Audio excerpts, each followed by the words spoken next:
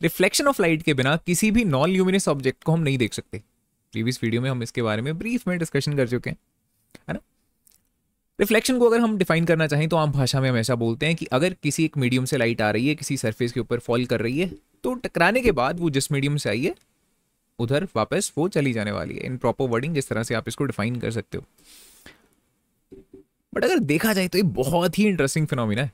चलो एग्जाम्पल लेते हैं, प्लांट्स की बात कर लेते हैं, ऑल्दो हम फिजिक्स पढ़ रहे हैं ठीक है, लेकिन फिजिक्स ऐसा नहीं है कि सिर्फ नॉन लिविंग चीज़ों के ऊपर ही हम एग्जाम्पल्स को लेके चलेंगे। प्लांट्स की बात करते हैं। सन की जो लाइट है सबसे पहले जब लीव्स के ऊपर पड़ती है, बायोलॉजी में हम ऐसा पढ़ते हैं कि लाइट जैसे प्लांट्स के ऊपर पड़ी, लीव्स के ऊपर पड़ी, तो उन्होंने क्या किया, उस सोलर एनर्जी को एब्जॉर्ब कर लिया एंड देन उसको केमिकल एनर्जी में कन्वर्ट करा सो दैट वहां से वो फूड को बना सकें। आफ्टर ऑल वो ऑटोट्रॉफ्स हैं, है ना।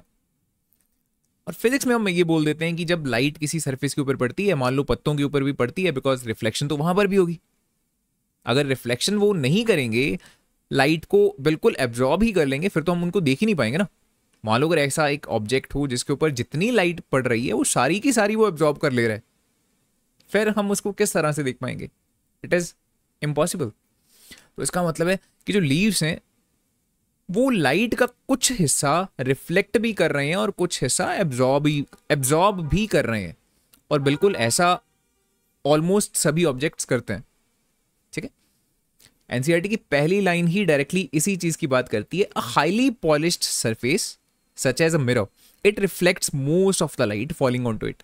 कि अगर बहुत अच्छी एक पॉलिश्ड सरफेस है, मिरर की एग्जांपल दे रखी है, वो क्या करती है, मोस्ट ऑफ द लाइट का जो हिस्सा है उसको रिफ्लेक्ट कर देती है। ऑल नहीं लिखा, most of the light, that means वो भी कुछ हिस्सा एब्जॉर्ब कर रहा होगा, ठीक है।